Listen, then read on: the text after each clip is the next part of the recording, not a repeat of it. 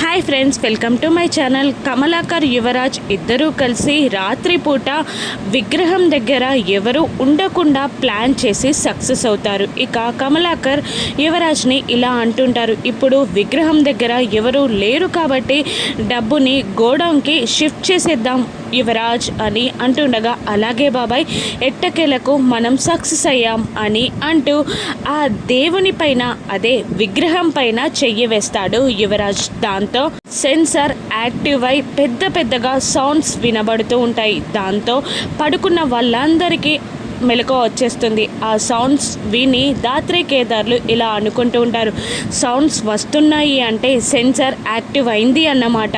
అంటే యువరాజ్, కమలాకర్ మామయ్య ఇద్దరూ కలిసి విగ్రహంలో ఉన్న డబ్బుని షిఫ్ట్ చేయాలి అనుకుంటున్నారన్నమాట.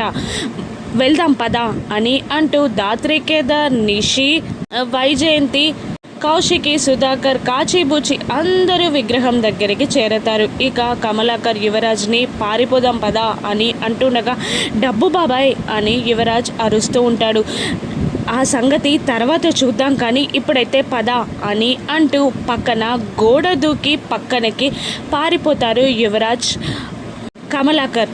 విగ్రహం దగ్గరికి వచ్చి అందరూ చూస్తూ ఉంటారు, ఎవరో దొంగ వచ్చినట్టున్నాడు వదిన, ఇక్కడే ఎక్కడో ఉండుంటాడు, చూద్దాం పదండి అని అంటూ దాత్రి కేదార్లు, నిషి, వైజయంతి అందరూ కలిసి తల ఒక వైపు వెతకడానికి వెళ్తారు. ఇక ఎట్టకేలకు బెడ్షీట్ కప్పుకున్న యువరాజ్ని దాత్రి కేదార్లు పట్టిస్తారు. దాత్రి అని కేదార్ అరుస్తూ ఉండగా, ఇదిగో దొంగ దొరికాడు అని అంటూ అందరూ కలిసి యువరాజ్ని వంచేసి యువరాజ్ని కొడుతూ ఉంటారు. యువరాజ్ని చితక బాదుతూ ఉంటాడు. అమ్మో, యువరాజ్ దొరికిపోయినట్టున్నాడు అని కమలాకర్ కూడా టెన్షన్ పడుతూ ఉంటాడు. ఇక విగ్రహం దొంగలించాలనుకున్నది యువరాజ్ అని తెలుసుకున్నాక కౌశికి రియాక్షన్ ఏంటి రాను ఎపిసోడ్స్లో చూద్దాం. Thank you for watching.